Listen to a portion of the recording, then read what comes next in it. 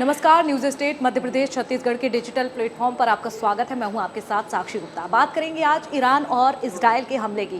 क्या इस हमले के बाद अब अमेरिका की भी एंट्री हो चुकी है? क्या डोनाल्ड ट्रंप कोई नया अपना प्लान तैयार कर रहे हैं? क्या ऑपरेशन ईरान की तैयारी की जा रही है और डोनाल्ड ट्रंप के लिए ये किस तरह से उनकी भूमिका क्या रहने वाली है? आज इसी को लेकर बातचीत करेंगे और समझेंगे कि आखिरकार ये ईरान और इजराइल के बीच में जिस तरह से जंग छिड़ी हुई है, डोनाल्ड ट्रंप में इसको लेकर क्या करने वाले हैं, क्या उनकी रणनीति होने वाली है। हमारे साथ हमारे सहयोगी साहिल भी जुड़ गए हैं, उनसे भी जानने की कोशिश करेंगे।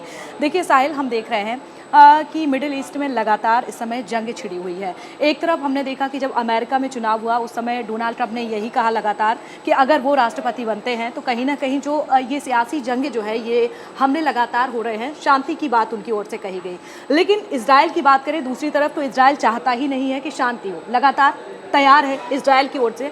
लेकिन अब ऐसे में डोनाल्ड ट्रंप की किस तरह से वो निपटेंगे, क्योंकि एक तरफ चुनाव से पहले शांति की बात की और दूसरी तरफ राष्ट्रपति जैसे ही उन्होंने चुनाव ये जीता, तो अब कहीं ना कहीं उनके लिए एक बड़ी चुनौती की आखिरकार कैसे निपटा जाए। बिल्कुल, क्योंकि डोनाल्ड ट्रंप ने जब चुनाव लड़ ही रहे थे, उस समय जीत नहीं हुई थी, उस समय इलेक्शंस के वो अपना प्रमोशंस कर रहे थे उस समय पर और रैलीज़ वगैरह कर रहे थे। उस समय पर ये बात साफ कह दी थी कि अगर वो राष्ट्रपति बनते हैं तो वो 24 घंटे के अंदर युद्ध रुकवा देंगे। तो उसी समय से सवाल उठने शुरू हो गए थे, क्योंकि अगर किसी देश का नेता, और वो देश जिसको सुपर पावर कहा जाता है पूरी दुनिया में, अगर उस देश का नेता, उस देश का राष्ट्रपति ये कह दे कि मैं अगर राष्ट्रपति बन जाता हूँ तो मैं 24 घंटे के अंदर किसी भी युद्ध को रुकवा दूंगा, तो कहीं ना कहीं बहुत बड़ा स्टेटमेंट था। और वहीं से सवाल उठे थे कि ऐसी कौन सी रणनीति रहने वाली जिसकी वजह से युद्ध रुक जाएगा। जिसके बाद डोनाल्ड ट्रंप ने साफ बात की, यूक्रेन के राष्ट्रपति जेलेंस्की से बात की है, उसके बाद फिर व्लादिमीर पुतिन के साथ बात करते हैं, तो कहीं ना कहीं पूरी बातचीत चलती है।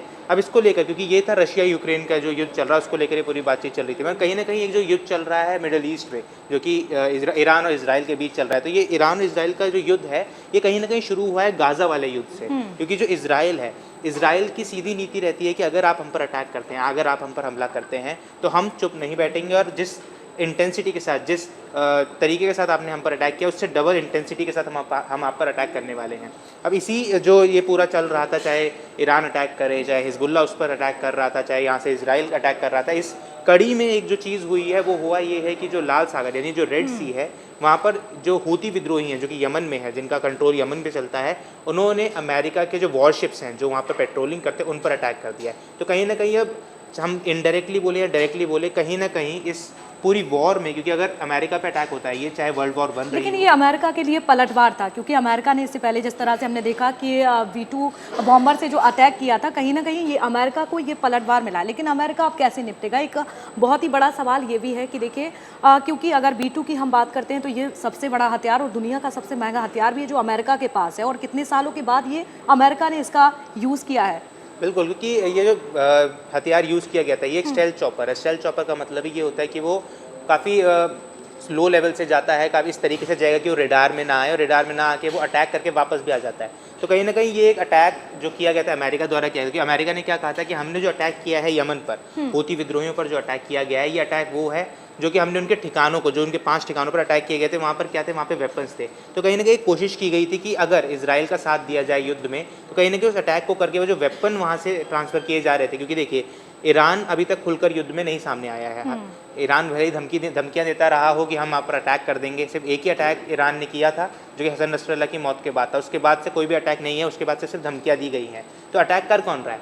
अटैक कर रहे हैं यमन से हूती विद्रोही हो गए, हिजबुल्ला, हमास, ये अटैक करते हैं। क्योंकि ईरान की हमेशा से ये एक रणनीति रही है कि वो एक प्रॉक्सी वॉर करता है, वो खुद युद्ध में नहीं कूदता है, क्योंकि अगर कोई भी कंट्री खुद युद्ध में कूदती है तो कहीं ना कहीं इकोनॉमी पर काफ़ी असर पड़ता है, और ईरान कभी नहीं चाहेगा कि उसकी इकोनॉमी पर असर पड़े, पर वो युद्ध भी जीतना चाहेगा। जिस तरीके से पहले कोल्ड वॉर लड़ी गई थी, कहीं ना कहीं उसी तर्ज पर ये युद्ध लड़ा जा रहा है। बिल्कुल, यानी कि अमेरिका ने जो अटैक किया था ये भले ही यमन पर किया गया हो, अंडरग्राउंड फैसिलिटी को ख़त्म किया गया, लेकिन ये सीधे तौर पर निशाना जो टारगेट किया गया है वो कहीं ना कहीं ईरान को किया गया है। बिल्कुल, ईरान को किया गया है, क्योंकि देखिए मैंने अभी वही बात कही कि एक प्रॉक्सी वॉर चला रहे हैं, और कहीं ना कहीं अगर यमन, क्योंकि देखिए यमन की जो लोकेशन है वो रेड सी के आसपास पड़ती है, और उसी जगह पर जो अमेरिका है वो पेट्रोलिंग करता है अपने वॉरशिप्स के साथ। क्यों? क्योंकि जब पिछली बार भी जब हूती विद्रोहियों ने अटैक किया था इजराइल के ऊपर, तो बहुत बड़े सवाल उठ गए थे कि किस तरीके से 500 से ज़्यादा बैलिस्टिक मिसाइल्स फायर की जाती हैं और वो रेड सी को क्रॉस करके इजराइल तक पहुंच जाती है। ये वही अटैक है जिस अटैक पे आयरन डोम पर सवाल उठ गए थे कि आयरन डोम ने कैसे निष्क्रिय नहीं किया इन मिसाइल्स को। तो कहीं ना कहीं अब जब अमेरिका इस पूरी वॉर में घुस चुका है अब, क्योंकि देखिए अमेरिका पर जब भी अटैक होता है तो अमेरिका उसका पलटवार ज़रूर करता है। हालांकि इस केस में अमेरिका ने पहले ज़रूर अटैक किया है, पर अब ये देखना दिलचस्प रहेगा, क्योंकि डोनाल्ड ट्रंप एक ऐसे नेता हैं जो शांति की बात तो करते हैं, मगर कहीं ना कहीं अगर उन पर अटैक हो तो वो उस पर चुप भी नहीं बैठते हैं। तो अभी तक डोनाल्ड ट्रंप की इस पर प्रतिक्रिया नहीं आई है।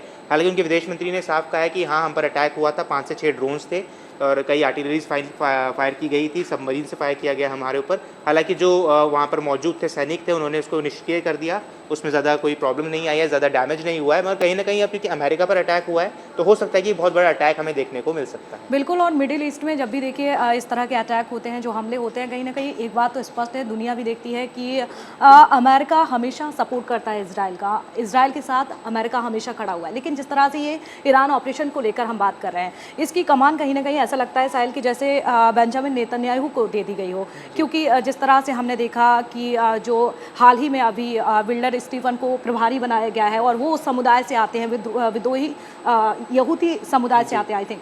तो कहीं ना कहीं इसका सीधा सा मतलब ये है कि यहाँ पर तख्ता पलट की अगर बात करें सरकार की, अगर ईरान की, तो ये लोगों को भड़काऊ मैसेज का काम भी हम देख रहे हैं शुरू हो चुका है, ताकि वहाँ के लोगों को ये पता चले कि जिस तरह से हमने देखा कि एक हाल ही में रिपोर्ट देखी थी कि 2.1 कुछ ऐसा बिलियन खर्च हुए हैं इसराइल के हमले में जो ईरान ने किए हैं। तो कहीं ना कहीं जनता में एक मैसेज जाए कि देखिए ईरान इस समय हमले को लेकर इसराइल पर जो अटैक कर रहा है, जनता की ना सोचकर सीधा अटैक पर फोकस किया जा रहा है। और निश्चित तौर पर अगर जनता के मन में, ईरान में ऐसे लोगों के मन में ये सवाल आता है तो निश्चित तौर पर तख्ता पलट की भी कोशिश के लिए ये तैयारी हो सकती है। बिल्कुल, क्योंकि देखिए ईरान की जो कंडीशन है, ईरान में जो लोग हैं, जिस समय पर हसन नसरल्लाह को मारा जाता था, तो ईरान से जो तस्वीरें सामने आई थी वो बहुत चौंकाने वाली थी।